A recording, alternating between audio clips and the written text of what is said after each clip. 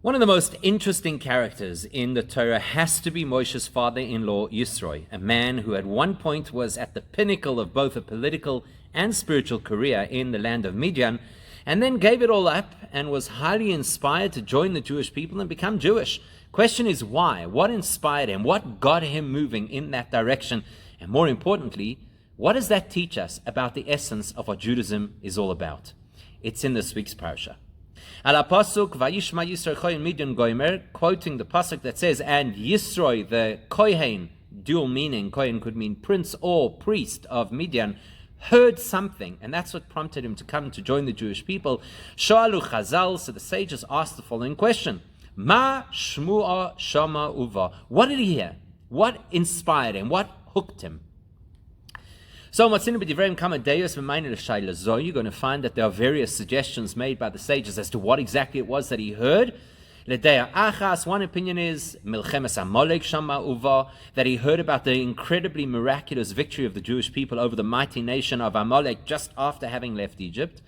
Another opinion is that he heard about the giving of the Torah, and that was an incredible, unprecedented event in history. So that's what got him to come. And a third opinion is that he heard the miracle of the splitting of the sea, and that's what convinced him to join the Jewish people.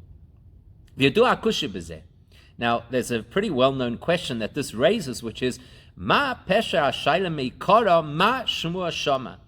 exactly is the question? What's the question? What did he hear that encouraged him to come? That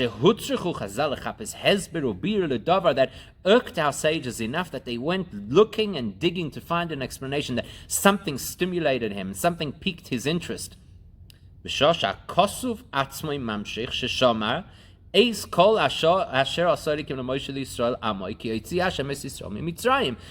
question? The Torah says clearly what he heard. In that same pasuk, the opening pasuk of the parasha, Parashas Yisro, says, Vayishma Yisro. What did he hear? He heard everything that Hashem had done to the Jewish people, and of course to the Egyptians when Hashem took us out of Egypt. So you don't need to look further than that. It tells us what he heard. He heard about the miracles of the Exodus, surely. Yisera Mizoi.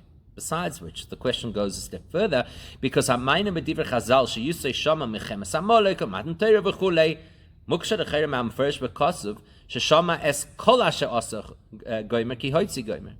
Why would the rabbis then have suggested, because we saw there were three opinions, each of those opinions hones in on one of the possibilities. Either it was the battle against Amalek, or the splitting of the sea, or the giving of the Torah. But the Torah uses the expression kol, that he heard everything that had happened to the Jewish people. So why are we now looking for individual details? And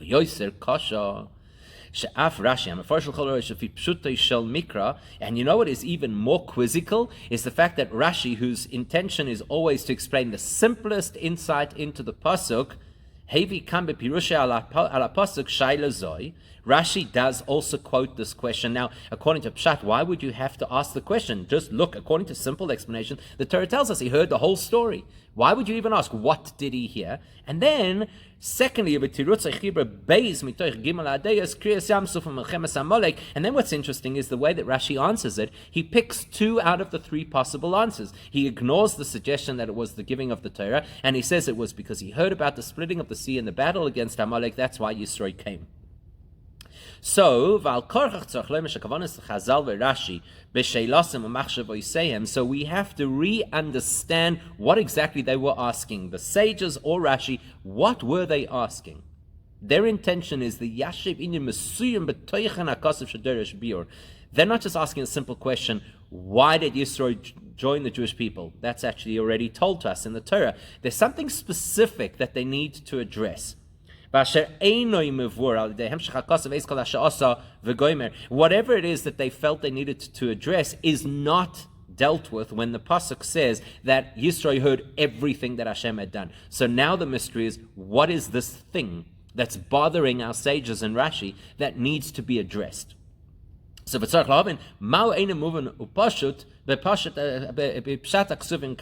is not self-evident in the verses that causes the rabbis to look deeper? Something else we need to understand. Hashem Yisro, which is Echad Mishiv Hashemus, Noisef Lo Kishini's Gayer. Now here's an interesting point. Yisro had 7 names. This specific name, Yisro, was only granted to him after he joined the Jewish people. Okay? Now that's interesting. As Rashi tells us that after he joined the Jewish people and committed to Torah mitzvahs, they added a letter to his existing name, Yeser, to turn it into Yisro. So if that's the case, logical question. V'im kain, keitzad mechaneu kana kosu b'shem ze vayishma Yisroi, kashem medubar al azman sheboi hoy adayin koyen midyan, b'terem nizgayer. Hang on a second. The whole point of the pasuk, and especially the analysis of Rashi and our Chazal, is what got into Yisro's mind before he joined the Jewish people. So if it's before he joined the Jewish people, he's not called Yisro yet. Vayishma Yisro. Hey, it should be Vayishma Yeser. He only becomes Yisro after this. Why are we calling him Yisro already here? Now, we do know that there are certain places in the Torah where names are given to cities, for example, based on events that would happen in the future. That's fine because they don't have an alternative name. Yisro has 6 other names that we could refer to him with. So we're not referring to him as Yisro over here because that's what we need. We've already called him Reuel beforehand. So why now do we suddenly call him Yisro if he hasn't yet been given that name? Now, what the Rebbe is going to do for us is fascinating.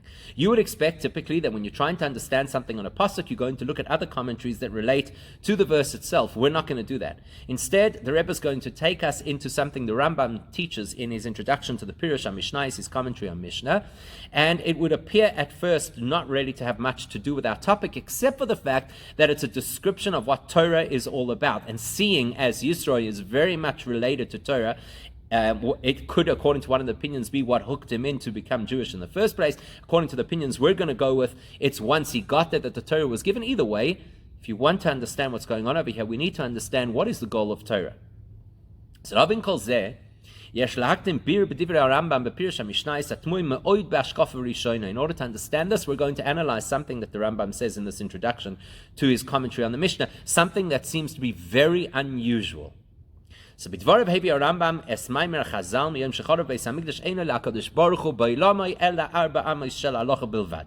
In the course of his commentary, the Rambam quotes a pretty well-known statement from our sages, which is that ever since the destruction of the Beis Hamikdash, the only place, so to speak, that can accommodate Hashem, in other words, the only place where Hashem is nowadays, is within the 4 amos, meaning the precinct of halacha. 4 amos is a very unique and specifically chosen term, and we'll explain why later.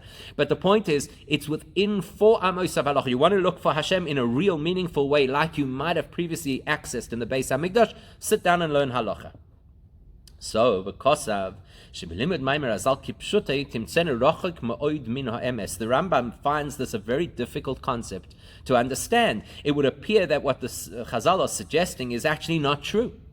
Asks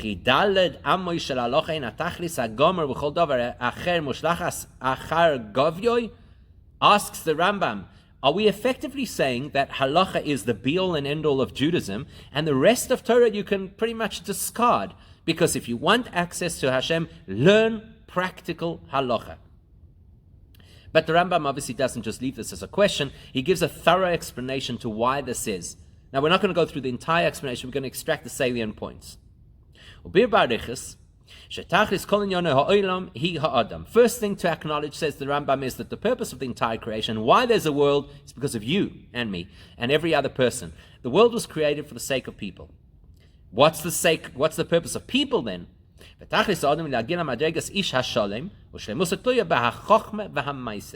Rambam goes into an elaborate explanation that the purpose of the world is to have people, and the purpose of people is that they should become whole. They should become Adam HaSholem, so to speak, almost like perfect. People who should reach a level of shlemus, of perfection, of wholeness. And then he boils it down to 2 primary areas that a person is supposed to achieve: Chochmah, wisdom, and Maaseh, action. Hainu, which that means, the Rambam explains, from the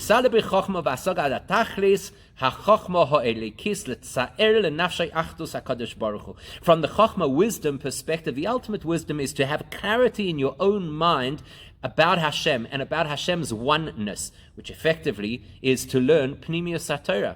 That's what he's telling us, the Rambam, that the goal and purpose of our lives is to learn Pnimius HaTorah so we can understand Hashem with a clarity. Any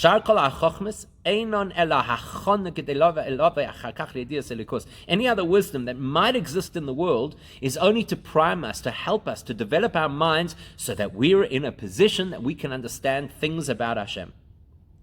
And what's maisa? What's action? On the one hand, it means not to invest our energies in the pleasures of this world. For those people who are familiar with what the Rambam writes in Hilchos Deos, how a person destroys themselves by indulging in the physical. So surmeira, stay away from that which is toxic for us, which is overindulgence in the physical, and then on the positive side, what we're supposed to do is we're supposed to fix ourselves and elevate our personality and our character traits, which is called asay tov, goodness. So effectively, the Rambam boils down the whole of existence is that we should get to know Hashem and behave like menschliche people. Then after going into this in great detail, the Rambam concludes,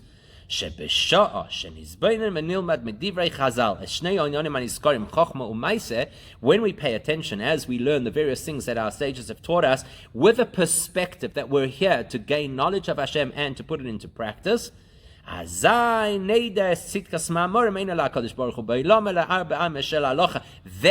the Rambam, once you have this direction, you'll be able to appreciate why our rabbis taught us that the only place to access Hashem for real is within the 4 amos of halacha. That's what the Rambam says. Okay, so in other words, the purpose of the world is people. The purpose of the people is to reach a state of shleimus. Shleimus means that you have chokhmah, which is wisdom and knowledge and understanding of Hashem.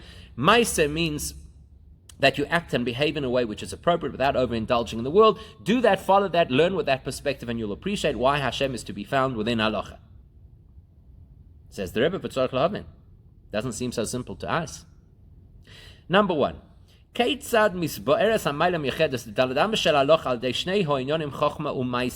exactly do these two principles that we're supposed to aim for, chokhmah, wisdom of Hashem, and maaseh, good behavior, how does that explain to us that Hashem is specifically accessed within the realm of halacha? Okay,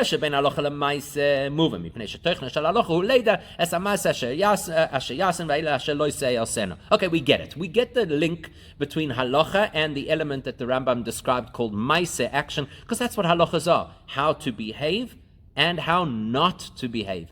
We get that. Maaseh you will find through halacha. The Talmud Gadol, Talmud Mevi Lidei Maaseh, as the Gemara concludes that the greatness of all learning is that it should eventually help you to act appropriately. So we get that. But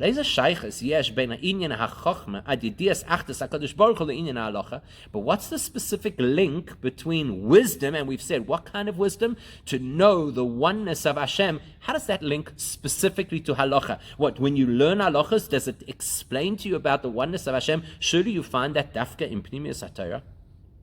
Question number 2. Let's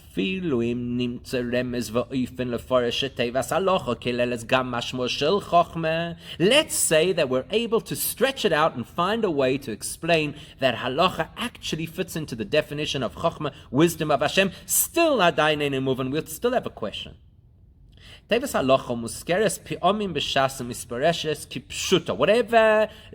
convoluted explanation we're going to find to suggest that somehow halacha equals chokhmah, wisdom of Hashem, let's be honest. Throughout most of our literature, halacha has a very clear, simple meaning. Din v'hira ketzad yesh lisnag al pi Torah. Halacha means the practical laws of how to behave in line with what the Torah wants. The halacha negeh gam ledina. In fact, the way we define halacha has practical legal ramifications. For example, we're told that when you take leave of a friend, the only way to do it is by sharing a halacha. Well, we know what a halacha is. Halacha, open a Shulchan Aruch, learn something practical. So we know what it is.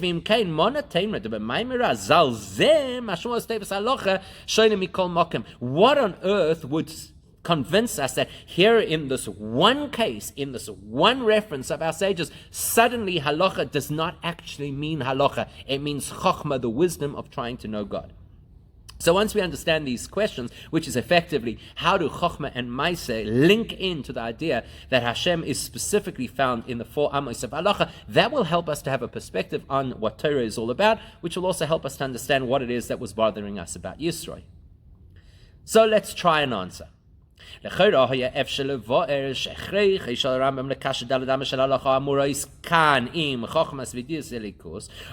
we can suggest that what has forced the Rambam in this particular conversation to link halacha to the expression of chokhmah, knowing the oneness of Hashem, it's because of the context. He's referencing a context where the sages said not just that Hashem is found within the context of halacha, but specifically miyom shechorav beis hamikdash. Ever since the destruction of the Beis Hamikdash, Hainu, that means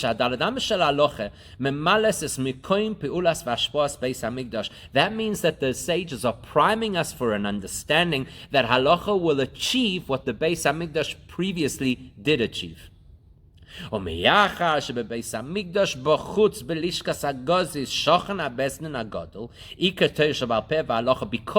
part of the precinct of the Beis Hamikdash included the Lishkas HaGozis, which sat on the outer border of the Beis Hamikdash and housed the Sanhedrin, the people who decided halacha. Okay, maybe that's a link. The Beis Hamikdash is a place of halacha, but that's on the outside. What's the Beis Hamikdash? The same building on the inside.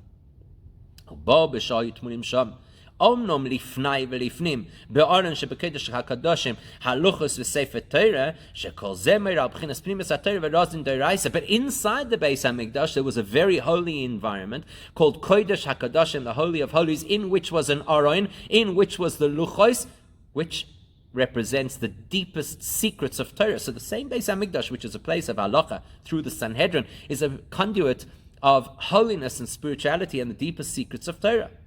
So maybe that's the argument over here. So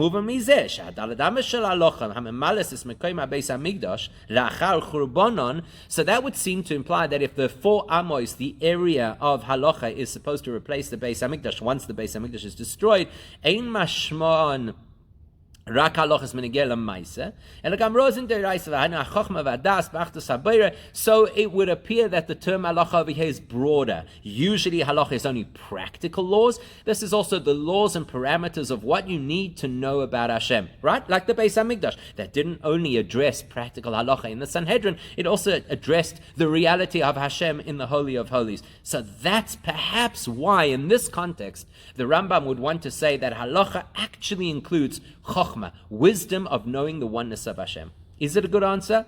Not really. All this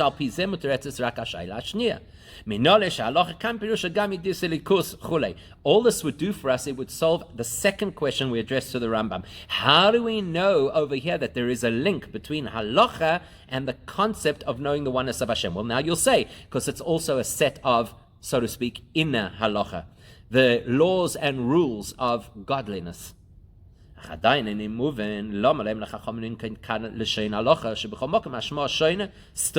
why did the sages have to borrow the word halacha, which always just means practical law? Besides which, everything that the Rambam has described over here about knowing the oneness of Hashem, where is it alluded to in the expression, the 4 amos of halacha? And that's why earlier I pointed out that the 4 amos is going to be a relevant term. So how do we see in this expression 4 amos of halacha that not only are we talking about practical law, but we're also talking about deep esoteric concepts too? So let's look for a better answer. And a better answer means we've got to go to the essence of what we're talking about over here. Nakudas bira inyan. So the beginning of the answer is based on this. Bepashtus, gama mitzvus tachzis Hashem, avas Hashem v'chulei, harei hein halachis v'nkama v'chama halachis p'sukos. Let's be honest. When it comes to oneness of Hashem, that's a mitzvah in the Torah, to believe in one God. So there are many practical halachas surrounding that, as there are halachas around loving Hashem, etc. Look at the Rambam himself when he starts the Mishnah Torah, which is 14 volumes of practical Jewish law. He specifically says, he says that this is actually the underpinning and foundation of the whole Torah, is these specific halachas, how you relate to, perceive, and love God. What are these halachas?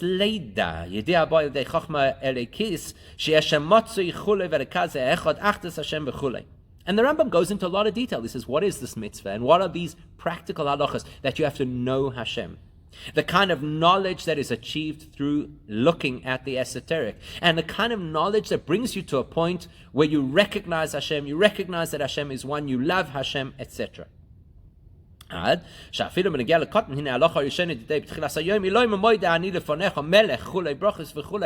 this is practical halacha even for a little child, that the halacha states that a child is meant to begin his day by acknowledging Hashem, not acknowledging the rules that he has to follow. That's going to come later. But the first thing he has to acknowledge is there's a king over this world, and then a whole series of brachas to acknowledge that Hashem provides, and Hashem is the only one, etc. Because we know the Mishnah in Pirkei Avos tells us that every single action that we take should be directed towards Hashem, even when you're sleeping. As the Rambam describes in great detail in Hilchos Deos, where he talks the way you dress, the way you eat, the way you sleep, the way you conduct business, should all be a reflection of an awareness of Hashem and a dedication to Hashem. And then, the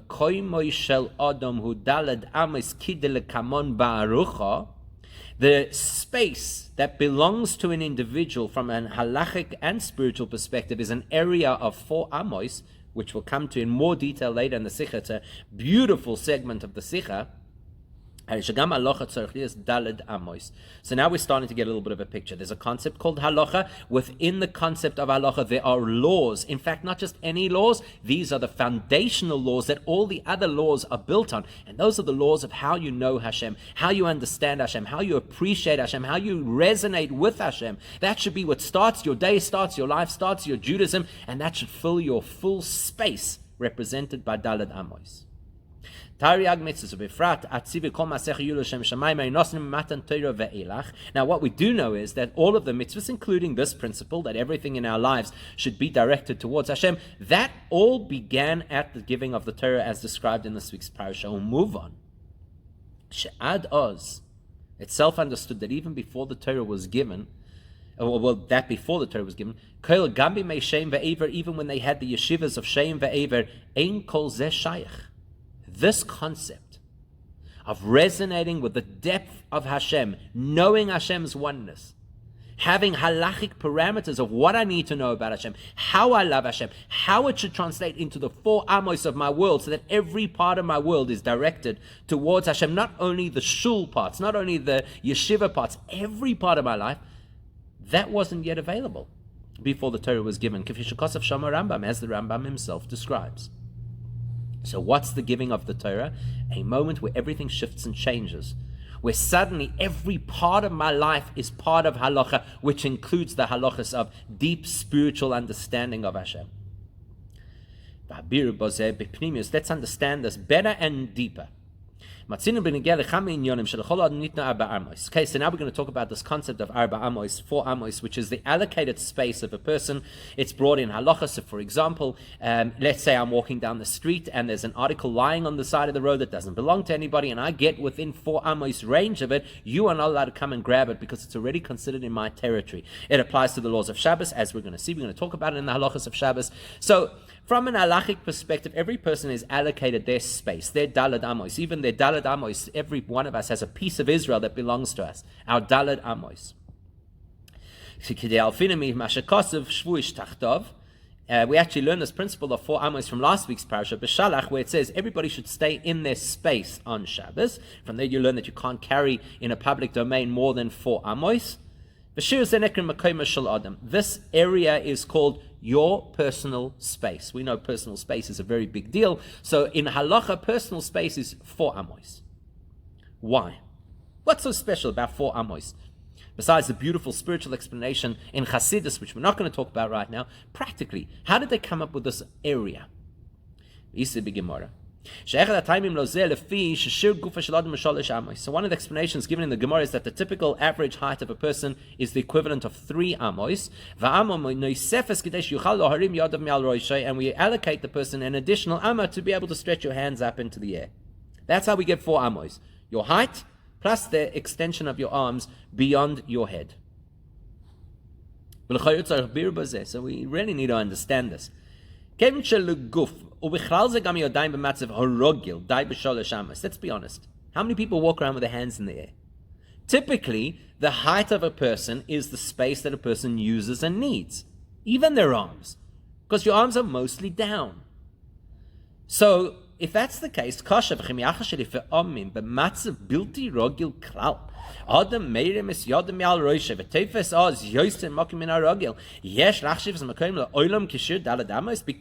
the odd occasion you're going to stretch your arm, so for that we should consistently consider your personal space for amos. There's got to be more to the story. Surely cannot just be that the Chachamim decided to allocate personal space based on the very rare need to stretch your arms that high.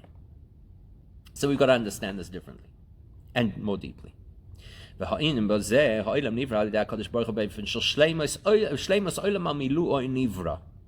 One of the paradoxes of reality is when Hashem created the world, He created it perfectly. Really, there's nothing lacking from the world. He created it with everything that it needs. And yet, he has the paradox.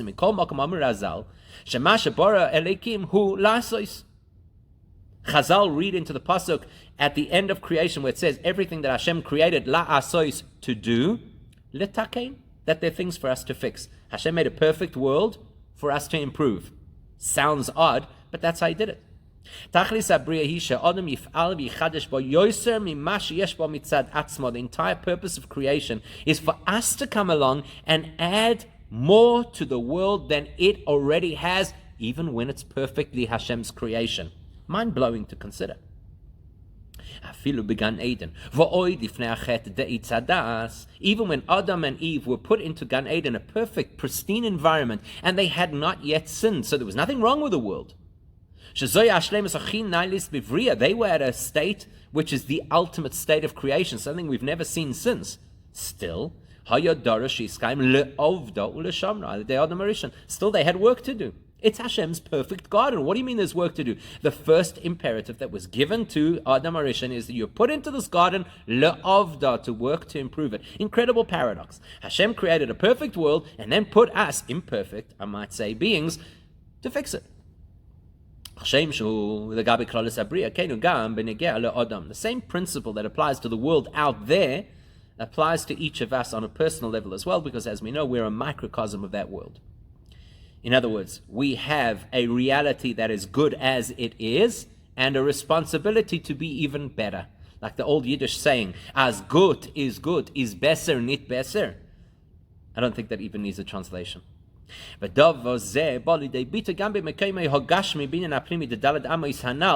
idea that you are in a good space but need to work to be in a better space is reflected in our personal space, which is 3 amos extending to 4.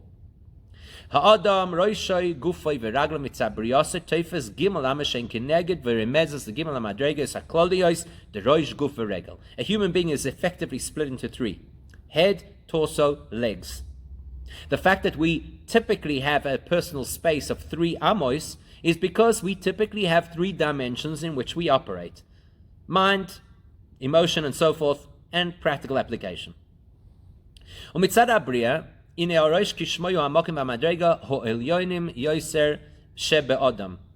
far as nature is concerned, this is the top. This is as good as it gets. The human mind, top of the pile, not only the top of the human anatomy, not only is it the guide of the human experience, it's actually the most developed part of the entire creation. Quite special, the head.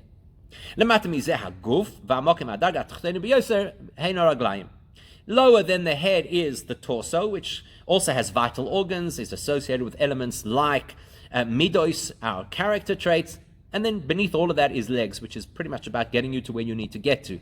So it's functional. So in the natural state, our arms are always lower than our head. That's the natural state of a person 99% of the time. And we're good like that. That's how Hashem created us, and He knows what He's doing, so that's how human beings are meant to be, with our arms at our sides, the head at the top, and the rest of the hierarchy in place. But then there's the job that we have to do. We also have a responsibility to extend ourselves beyond the default setting, which is our job is to stretch ourselves beyond our natural personal space, beyond the 3 amos we've been allocated, beyond the 3 dimensions that we typically live in. Part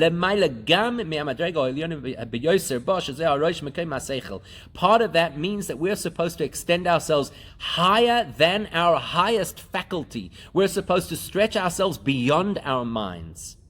Not just celebrate the greatness of our minds, we're supposed to transcend our minds. דהיינו להגיע לידי כך שבעוונותיו ההשגות לא יישאר בגדר והגבלה של ראש ושכלו, אלא יהיה שקוע בעניינים של המעלה מראשו מצד עצמו. Which means that we're not supposed to satisfy ourselves just by entertaining the intellectual things that we relate to. We're supposed to probe to the realm of things that we cannot grasp with our minds, like trying to understand godliness, which a human mind cannot understand. So what's interesting is it's interesting that you can't actually stretch your head beyond your head for obvious reasons, but you can extend your hands above your head. And that's significant because your hands represent action. You do with your hands. Like the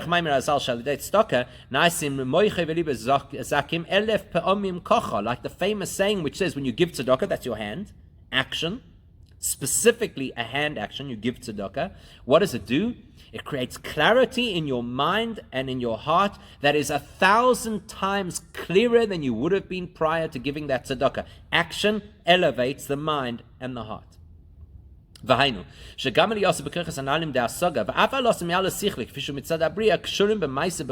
Which tells us a fascinating truth about how Hashem set up the world and what our avodah is all about. If you want to get beyond your own head, if you want to transcend the limits of the human intellect, you're going to need actions to help you achieve that. Most thinking people wouldn't know that. Most people would think, use the mind more, stretch the mind, meditate, philosophize, and that's where how you'll expand your mind. We're not looking to expand our minds. We're looking to transcend our minds. And to do that, we need our hands. We need action. To say the same concept kind of from a different perspective, the flip side is, the more I grow, the more it needs to translate into action. So action propels my growth, and my growth needs to translate into action. They go hand in hand. Now we're starting to get what the Rambam said, because these two things, now we're getting it. Chokhmah means that deep understanding of Hashem, which is beyond human comprehension, is achieved by partnering with Maaseh, with action that you actually do. In order to achieve that, it's for that reason, in order to facilitate us being able to achieve this objective, that's why Hashem gave us 4 amos, a dimension beyond what we already have. The capacity to stretch, the capacity to reach. Now that, of course, we've explained in terms of the world. The world is perfect, but in need of improvement. The human being is good, but in need of stretching. You could actually identify a similar principle within Torah, for the obvious reason, because whatever exists in the world is a derivative from Torah. The only reason the world is this way, the only reason we are this way, is because Torah is that way. So we've got to look and see how this operates in Torah. What's the natural default setting of Torah? 3D. HaTorah hi Uriyant Lisoi, as the famous Gemara tells us, that in the 3rd month, the 3rd member of the family came and brought a 3-fold Torah down from Har Sinai to give to a nation made up of 3 components. The Torah is called 3D. Torah, Nevi'im, Ksuvim, it's a 3-fold Torah. So that tells us that Torah is generally divided into 3 streams, represented by Torah, Nevi'im, and Ksuvim.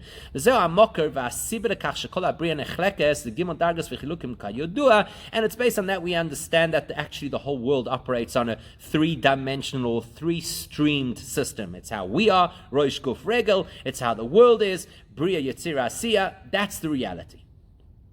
When the Jewish people did tshuva, Tshuva being something which is outside of the realm of reality. Teshuva is completely supernatural in its nature. When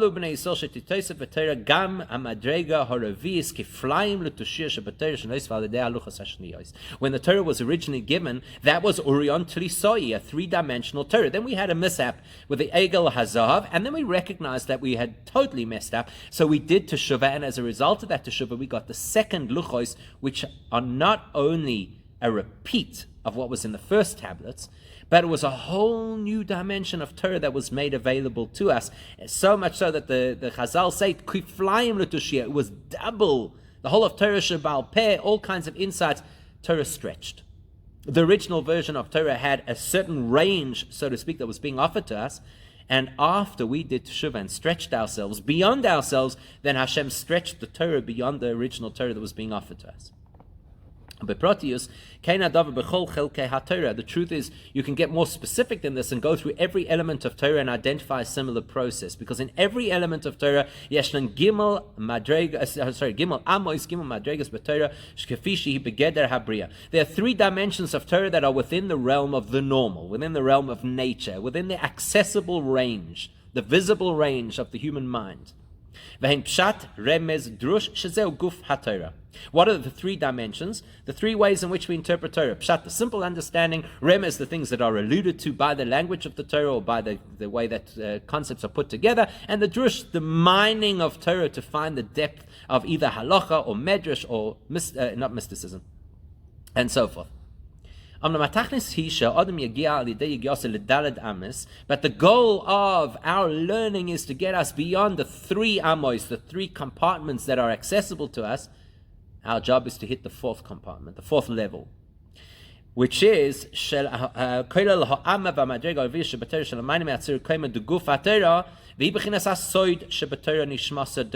we're supposed to stretch ourselves beyond the body of works of Torah, the body of halacha, of scriptures, of Gemara, and find the soul of Torah, which is Pnimius HaTorah, the secret part of Torah, the esoteric part of Torah.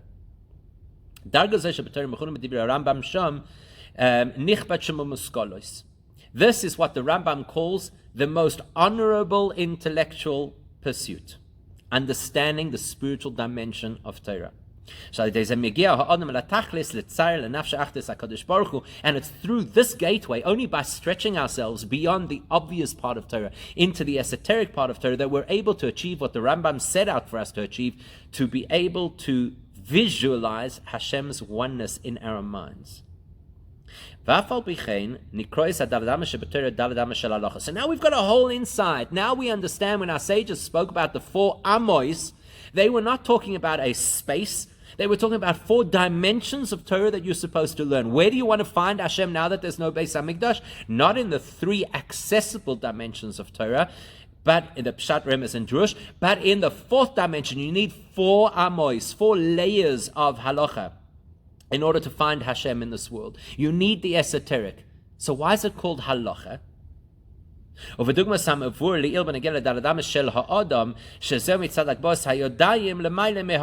have a hint, because we said that the four amos of a person's personal space is not measured by top to toe, it's measured by where the arms can go outside of that space. Similar thing here. How do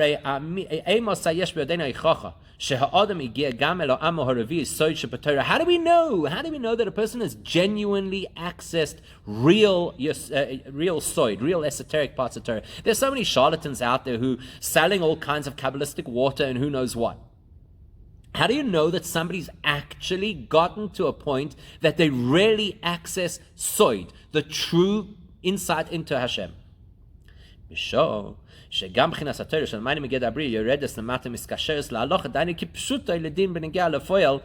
be able to tell when that teaching translates into an enriched experience of what you do with it.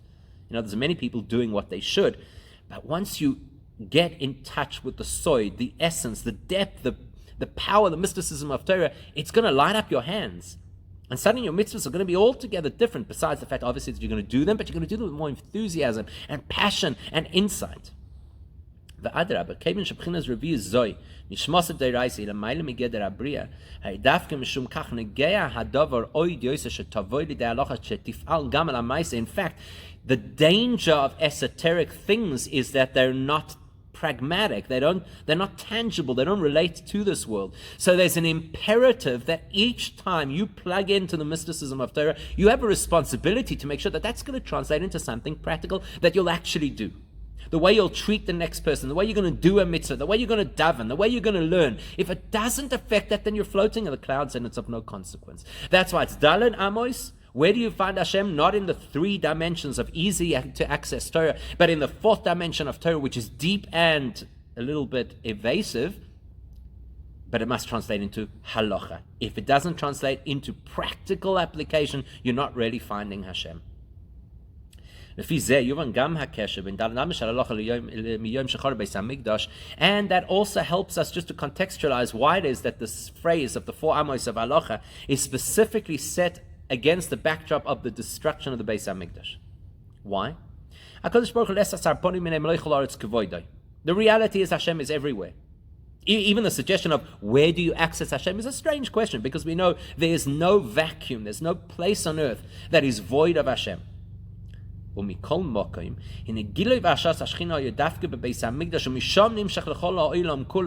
of the fact that Hashem is everywhere, it's actually channeled through a special place on earth called the Beis HaMikdash. There was the highest intensity of divine energy, of divine presence, and from there it filters to the rest of the world.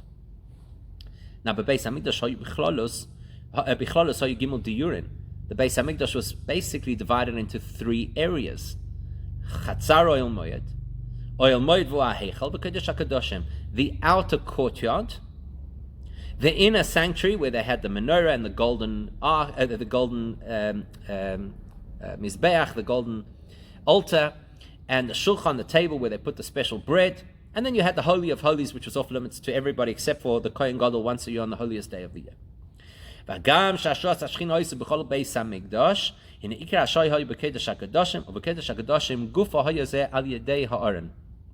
Of course, the whole Beis HaMikdash was holy, but everybody understands and appreciates that the Kodesh HaKadoshim was uniquely holy, and inside the Kodesh HaKadoshim, the Aron, the Ark, was the epicenter of holiness. Which is why you could say there are 3 precincts, 3 elements to the Beis HaMikdash, and then you have the Ark, which is a 4th dimension. Even though it's part of the furniture, apparently, of the Kodesh HaKadoshim, which is already on the list as level number 3. But the thing is this: what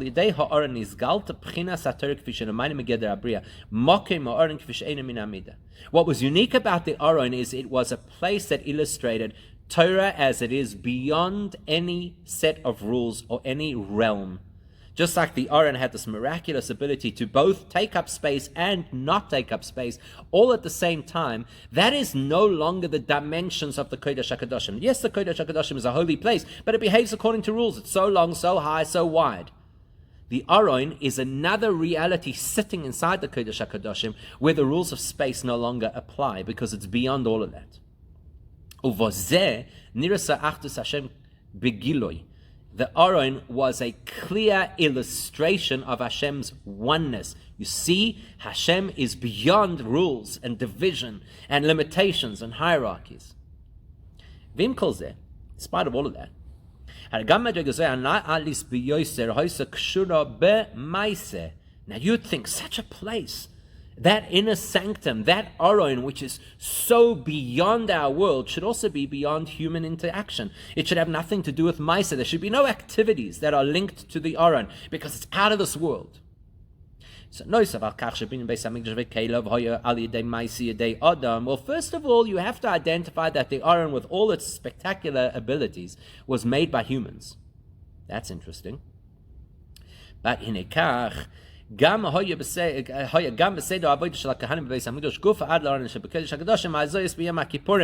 only that, once a year the Kohen Gadol had to go in and interface with the Aron. He had to do actions. He has to sprinkle blood in the direction of the Aron, telling you that as much as the Aron is out of this world, and not just this world, but out of all of the worlds, it's Nimna Hanimnois, it's Hashem's self-contradictory, supernatural, totally unlimited reality, and yet it interacts with normal people doing normal activities, because the depth of esoteric reality has to touch the tangible reality.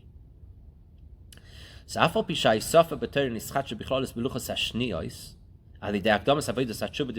we already said before that this fourth dimension of the Torah really only came into play after the Jews did Teshuvah, after the golden calf. In other words, it was actually presented to the world in the second tablets. And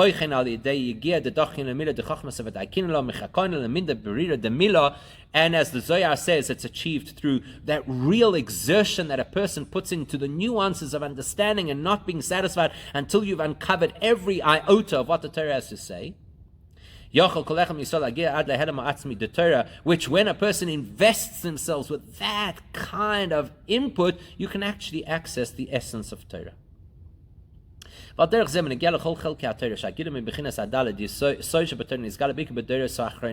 what's interesting? What's interesting is that the fourth dimension of Torah, which obviously equates with this principle, the dimension of Torah that is so esoteric that you've got to really work hard and go through some kind of transformative process in order to access it, well, just like it was originally introduced into the world after Teshuvah, after hard work on behalf of the Jewish people, not in that initial presentation of the first tablets, well, that's what you're going to notice about the depth of Torah. It's only really coming to light in these latter pre-Mashiach times.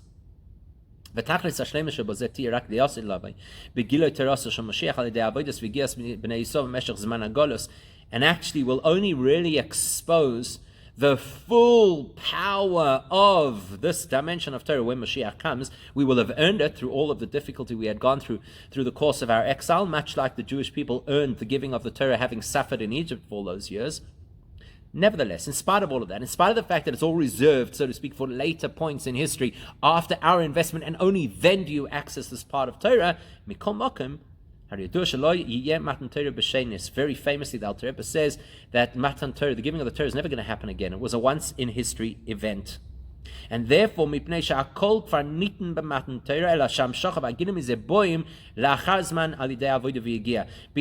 everything was included in the original giving of the Torah, it's just a question of when it comes to light. Therefore, at the time of the giving of the Torah, this whole concept of the four Amos of Halacha, the bringing together of Chokhmah, the deepest understanding of Hashem's reality, and Maaseh, practical application, that was all already available when the Torah was to be given for the first time. Now, even though every dimension of the Torah, every detail of the Torah was presented at Sinai, encapsulated inside the Ten Commandments, the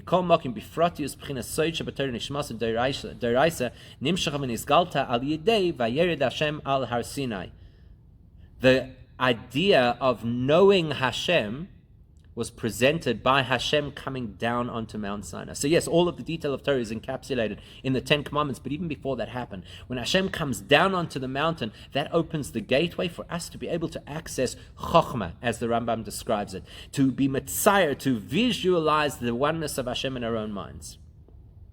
שהמשוחס ויסגלוס בחינס התורה, כפי שלמעלה מגדרי הבריאה, קשורה לא רק עם הדיבור דעשרת הדיברס בלבד, אלא עם מעשה הקדוש ברוך הוא כביכול וירד השם על הר סיני, which means that this incredible insight, to be able to know these deep, powerful concepts, is not only introduced to us through words, the words of the Ten Commandments, it's given to us through action, the action of Hashem, so to speak, descending into our space on Mount Sinai. Without getting overly technical, the idea of Hashem coming down onto Mount Sinai was in itself a glimpse into the Merkava, the higher realms. Even one of the reasons why they made a golden calf of all things was because of what they had seen at that time. There was incredible spiritual revelation, divine revelation that happened at that particular point in time. Of a Signan or Rambam Anal, let's put that back into the words of the Rambam. But Matan Torah hayu shnei inyanim. There were effectively two major things that happened at the time of the giving of the Torah. Chochmah de Torah al kol chelkei ad b'chinas soja b'Torah gila b'chinas achdos haboirei. On the one hand, that was the presentation from Hashem to us of the deepest wisdom, including the secrets of Torah, including the wisdom of knowing Hashem's oneness. V'zeh kosher b'maaseh. But that was immediately linked to action. First of all, action, because the Aseret HaDibros speak about practical things that you shouldn't do, like don't steal, don't murder, don't kidnap, don't murder, don't commit adultery. Really practical things. but it's also linked into Maaseh on Hashem's part. Hashem did an action, the action of coming down into our space. In order to prepare for that, Moshe had to go up the mountain, which means the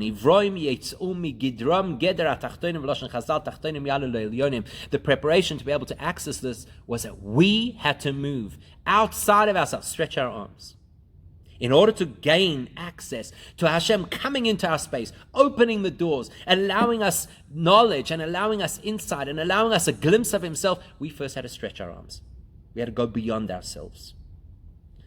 So now we can go back and answer the questions that we had about what's bothering the sages about Yisro and what actually convinced Yisro to come join the Jewish people. The opinion that we go with is that Yisro appeared on the scene before the Torah was given. And actually, Yisro's arrival was an important introduction. The Torah could not be given until he arrived on the scene. Because of Kan b'shem Yisro, v'chen kol ha'pasha nikus hashmoi v'loi Shabbos matan Torah v'loi kashem noisaf kedugma Shabbos shira v'chal yoytze bozeh. That's why the parasha is named after Yisro. That's why he's already called Yisro, even though it's apparently, when he hears the story, he hasn't yet converted. You're right, but the emphasis is that he converts in this parasha, and that's what allows us to get the Torah. And that's why we don't even call this Shabbos the Shabbos of the giving of the Torah, like we call the previous Shabbos the Shabbos of the song of Oz Yashir. We call it Shabbos Yisro. Because the name Yisro represents everything about the giving of the Torah, the reality that's perfect and then stretching beyond it. Hashem Yisro koil shnei Hashem is Yeser al Shem sheyita parashachas b'Torah v'hayisofer devav b'shmo Yisro kishigia lidei kiyum hamitzvos. There are two names rolled into one over here. He was called Yeser, which means additional, because thanks to him there's an additional piece of the Torah that was introduced after he said to Moshe, I think the way you're running the court system is no good. And then he also gets a vav to tell us about the fact that he committed himself to keep mitzvahs. Going back to the language we've been using from the Rambam, these two names represent the greatness of wisdom of knowing Hashem, and the greatness of action, doing mitzvahs. What was introduced to the world for the first time at the giving of the Torah.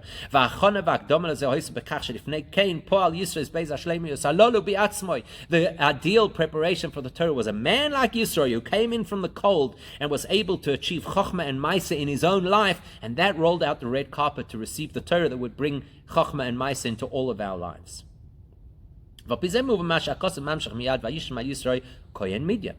Just to help us understand this better, we can actually look at another thing that might bother us about the story. Why is Yisro introduced at such a wonderful time in his life where he's committing to Torah and to Hashem? He's still introduced as a priest of Midian. Why?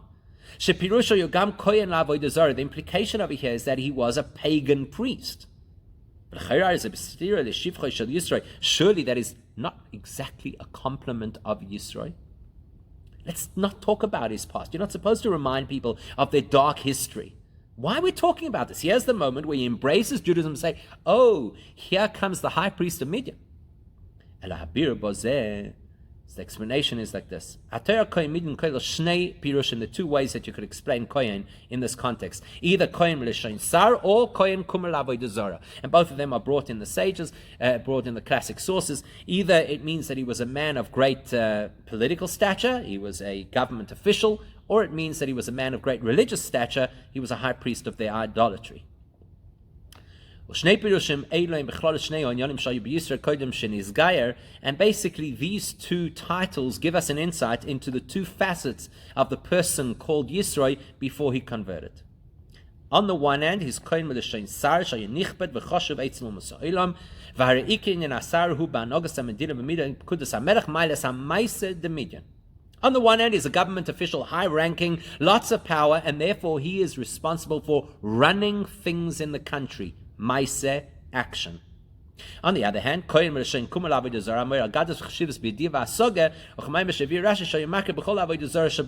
you could talk about him as a religious man, as a great priest who, as Rashi says, understood every pagan system in the world at the time, which tells you about wisdom. So we're seeing that Yisro, even though it was in a negative context, had both greatness in wisdom and greatness in the power of action.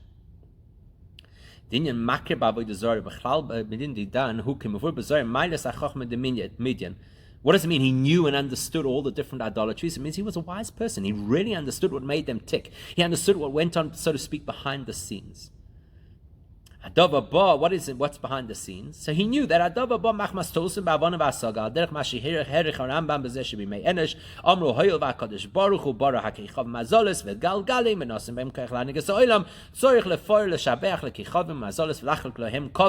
he understood the misguided thinking that goes behind all paganism, which is, sure, Hashem created the world, and he also created these powerful forces of nature and supernature, and so we should also give them credit and worship them too. He got that. He understood that. Now we can understand what Rashi means, that Yisro understood every idolatrous practice in the world. What do you mean, everyone? It means to say he understood all of these spiritual entities that they worshipped. He understood what they were. He understood their power. He understood astrology. He understood the forces of nature. He understood angels. Yeah, all kinds of things that he understood. The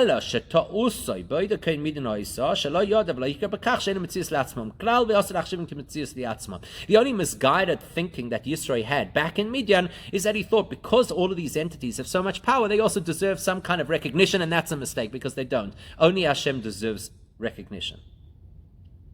Now we can understand what is it that Yisro heard that hooked him in to come join the Jewish people. It's not just about miracles. What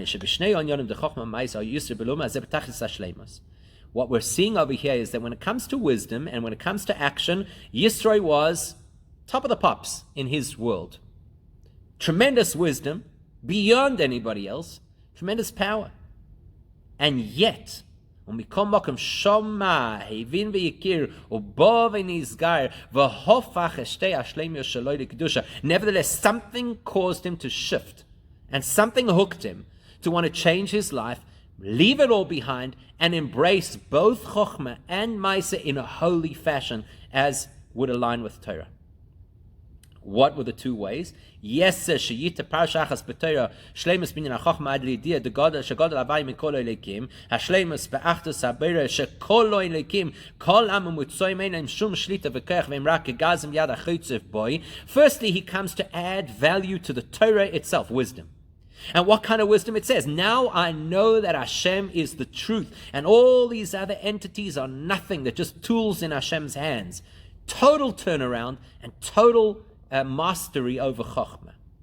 And then Yisro kiyama mitzvahs tachas hashleimus b'maaseh, and he gets the vav of Yisro because why? Because thanks to him, he undertook to commit himself to mitzvahs. That's action as it should be.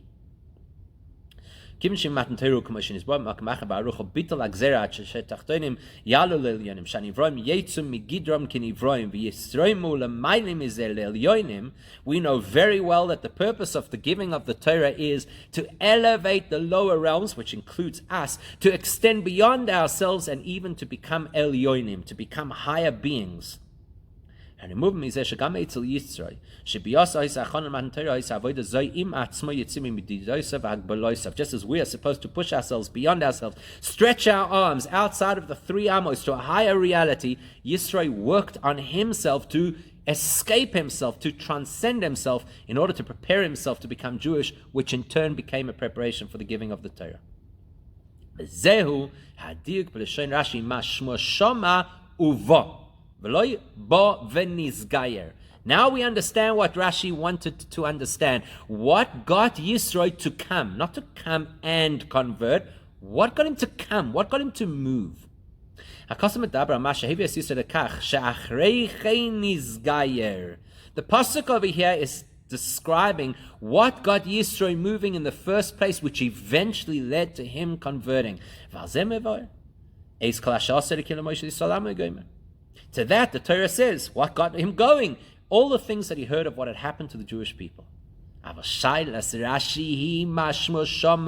Uva es ashmoy sanal shama Yisro b'Midyan v'yochel hoyer lishor b'Midyan v'shom li'izgayer v'imkein mai v'yoy lekach sheba sheyotza me'agbola shelo yad k'dei lavoy lemid b'shamim mekoyim toyu. Rashi gets it. He understands why Yisro wants to convert, because he's heard the wonderful things that Hashem has done. But what got him to come from Midian? What got him to cast off everything that he is used to? What pushed him beyond himself? What got him to stretch his arms? He could have converted back in Midian, but he didn't. He dafka came. Why? Rashi says, you know what got him to come? Kriyas Yamsuf and Mechemes Amalek. Two things: the splitting of the sea and the victory over Amalek. Kriyas Yamsuf shebo alidei v'yiso maise. Kriyas Yamsuf was all about not faith, not wisdom. It was about doing what you had to do. There were Jews who wanted to daven. There were Jews who wanted to surrender. There were Jews who wanted to suicide. And Hashem said, Moshe, tell them, go, walk, maise. Keep moving in the right direction. That impressed Yisro. The power of action. And Milchemes Amalek, Sheboikav Chesarim B'Chochma Sheilosem, Hayei Shavaya B'Kirbeinu Im Ayin. And what happened with Amalek? Why did Amalek attack the Jews in the first place? Because they lost their sense of Chochmah. And they started to question, is Hashem really with us? They lost the sense of Achdus Hashem, the ultimate kind of Chochmah. Ve'af hanitzochin bo hoya aladei noisem einayim lemaila Chochmah. And how did they win the war? Because Moshe held up his hands. He stretched his hands beyond the three amos. And he got everybody else to focus in that direction beyond themselves. And to get that chokhmah again. And to recognize that everything comes from on high. From that, Yisro realized it's not good enough just to become Jewish. You've got to move beyond yourself. You have to stretch into 4 amos. Kriyas Yamsuf Yodu Shinyana Kriyas Yamsuf Hopach Yom LeYabosha Hu Bitel Agboles Vam Chitzis Ben Ahelem Yam LeGila Yabosha. We all know very well, as explained in Chassidus Kimvur Mokim Acher Barucha, as explained very thoroughly in Chassidus, the whole point of splitting open the sea, as opposed to a whole lot of different miracles that Hashem could have used to rescue them, is to break down the natural barrier between what is hidden and what is revealed. Which is exactly on the theme of preparing for the giving of the Torah, which is the same thing, breaking barriers, getting beyond the lower realm and allowing it to interface with and harmonize with the higher realm. Likewise, Amalek's klippa, what Amalek's poison is the poison of apathy and coldness. Apathy breaks your ability to transcend.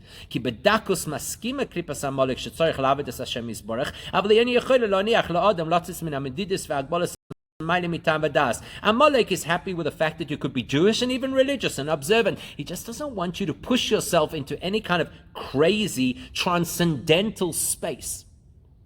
What is the war of Amalek? Breaking that apathy that would stop us from stretching our hands into the 4 Amma zone. That's what Yisro got. And that's what we have to understand about Matan Torah. It's not just that we were given the code book for good living. We were given the instruction manual of breaking barriers and stepping outside it and beyond ourselves. That's what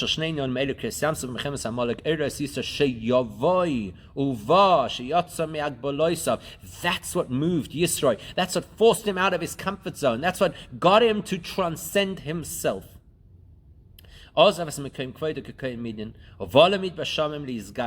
behind all the great accolades and elitism that he had in Midian, where he was held in such high esteem, and he came out into a desert that really has nothing to offer.